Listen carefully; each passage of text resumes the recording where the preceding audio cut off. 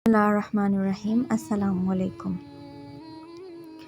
حضرت امام ساجد نے ارشاد فرمایا کہ جب حضرت نوح علیہ السلام کشتی بنا رہے تھے تو ایک مومنہ بوڑھی عورت روزانہ اللہ کے نبی کے پاس اپنی گٹھلی لے کر آتی اور کہتی، اے اللہ کے نبی، کب کشتی روانہ ہوگی؟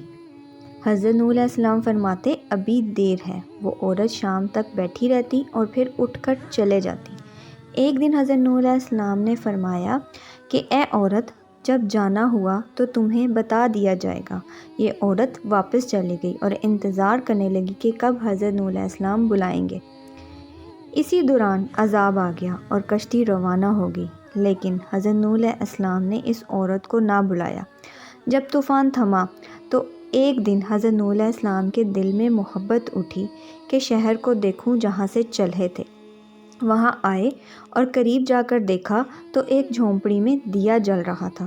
حضرت نوح علیہ السلام نے یہ دیکھ کر چونک گئے کہ روح زمین پر کوئی ایسی جگہ بھی ہے کہ اتنے عظیم طوفان کے بعد بھی جس میں چراغ جل رہا ہے۔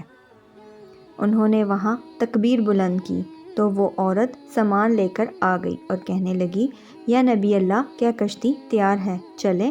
حضرت نوح علیہ السلام نے حیرت سے اس کو دیکھا اور کہا، رکو بڑھیا، کیا تمہیں کچھ بھی پتہ نہیں چلا؟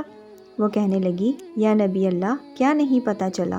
کہا، اتنا بڑا سیلاب آیا، بارش آئی، تمہیں کچھ بھی پتہ نہیں چلا؟ بڑھیا کہنے لگی، یا نبی اللہ، بس ایک دن بادل گرجے تھے اور کچھ ہلکی سی فوار پڑی تھی۔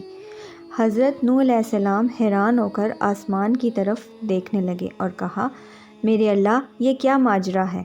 اللہ نے حضرت نوح علیہ السلام پر وحی بھیج کر کہ اے میرے پیارے نبی، اس عورت کے دل میں چونکہ تمہاری محبت تھی اور تم نے اس سے پابند کر دیا تھا، اور چونکہ تمہارے اس سے وعدہ بھی تھا کہ نجات کی کشتی میں اسے لے جاؤ گے، تب جب کہ تم نے اپنا وہ وعدہ پورا نہیں کیا، لیکن اے نوح علیہ السلام، میں تو تمہارے وعدے کا ذمہ دار تھا، اس لیے میں نے اس بڑھیا تک عذاب